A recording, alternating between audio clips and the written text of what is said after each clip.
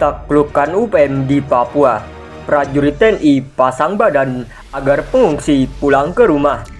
Melansir dari hiaranahaluan.com, peran militer sebagai pelindung masyarakat tentu menjadi penilaian utama untuk kinerja prajurit TNI, termasuk dalam menanggapi konflik Papua.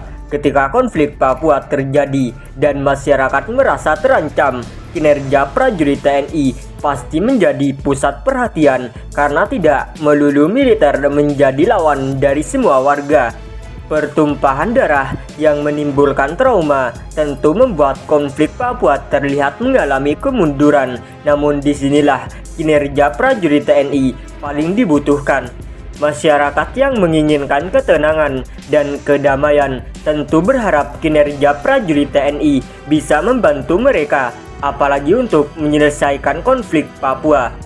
Kinerja prajurit TNI sangat ditunggu ketika gerakan separatis berusaha memperparah konflik Papua dan membuat warga panik dalam prosesnya.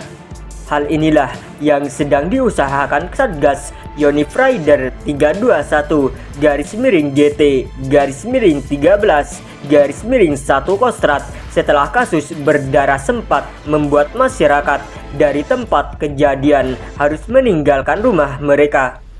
Dilansir harian haluan.com dari tni.mil.id, Satuan Kostrad ini tengah mengajak masyarakat pengungsi dari distrik Yigi, Kabupaten Nduga, Papua untuk kembali ke kampung halaman mereka. Distrik Yigi telah ditinggalkan oleh warga saat semua mengungsi ke Wamena selama 5 tahun akibat peristiwa pembantaian pekerja Istaka Karya di Puncak Kabo, tepatnya terjadi pada tanggal 2 Desember 2018. Hal ini disampaikan oleh dan Satgas Yonif Rider 321-GT-13 Kostrad Letkol Inf Ricky J. Wowung SS.SOS MIP dalam rilis tertulis di Distrik Embua, Kabupaten Nduga, Papua pada Kamis 8 Desember 2022. Ini merupakan upaya kami Satgas untuk mengajak pengungsi kembali ke tempat tinggal asalnya sekaligus memberikan kepercayaan warga terhadap TNI dalam menjamin keamanan bertempat tinggal dan beraktivitas, tutur dan Satgas.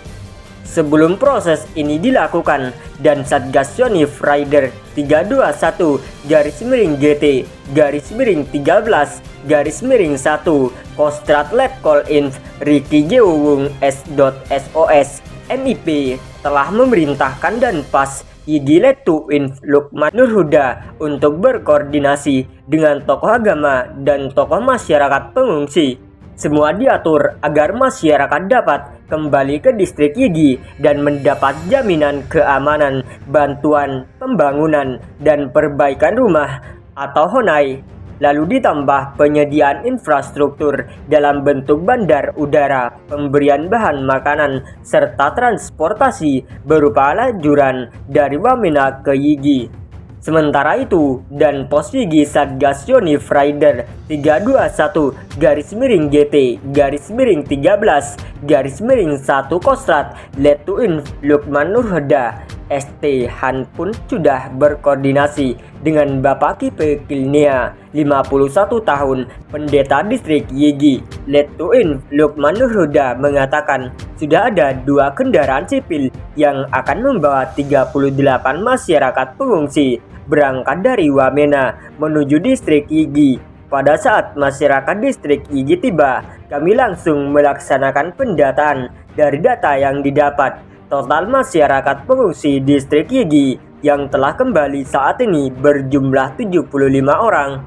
Kemudian masyarakat kami kawal untuk kembali ke tempat tinggalnya masing-masing, ujarnya.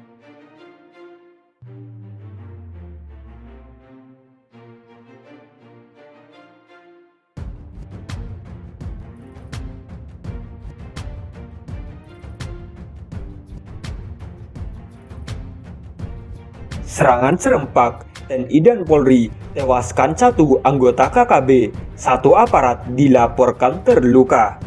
Melansir dari poskopang.com, aparat gabungan TNI dan Polri terus melakukan upaya pembersihan wilayah dari gangguan kelompok kriminal bersenjata atau KKB Papua. Dalam minggu ini, serangan serempak aparat gabungan TNI dan Polri berhasil menewaskan satu anggota KKB, sementara satu aparat dilaporkan terluka.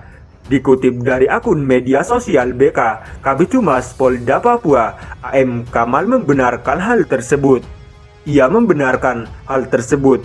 Ia menyebut laporan awal memang terjadi kontak tembak antara KKB dengan anggota gabungan, bahkan sampai saat ini Kapolres dihubungi melalui telepon seluler belum tersambung.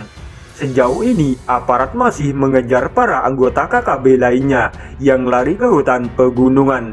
Sementara anggota KKB yang tewas sudah dievakuasi ke Puskesmas Ilaga. Disebutkan serangan serempak TNI dan Polri, serangan serempak ke kelompok KKB di Kabupaten Puncak Jaya berlangsung sejak pukul 09.00 hingga pukul 11.39 WIT. Kontak tembak terjadi di sepanjang kali bagian timur di kawasan Kali Napi, bagian timur Bandara Udara Ilaga, Kabupaten Puncak. Meski kontak tembak berakhir, namun aparat masih melakukan pengejaran terhadap para anggota KKB yang melarikan diri. Dan dalam penyisiran itu ditemukan satu anggota KKB tewas. Jenazah KKB yang tewas langsung dievakuasi ke Puskesmas Ilaga. Aparat TNI dan Polri kembali berhasil menemukan markas persembunyian KKB Papua. Markas KKB itu dihancur leburkan karena dari tempat itu anggota KKB diperintahkan untuk melakukan berbagai tindakan kejam terhadap warga sipil yang ada di tanah Papua. Meski tak disebutkan di mana letak markas KKB yang menjadi sasaran prajurit TNI dan Polri, namun dari posisi memang susah untuk ditempuh, apalagi markas tersebut letaknya di ketinggian dan dikelilingi oleh barisan bukit dan lembah serta ngarai yang sulit dilalui. Selama ini markas KKB itu tak diketahui sama sekali kalau jarak dari pos keamanan yang ditempati TNI Polri terpaut kurang lebih 20 km jauhnya.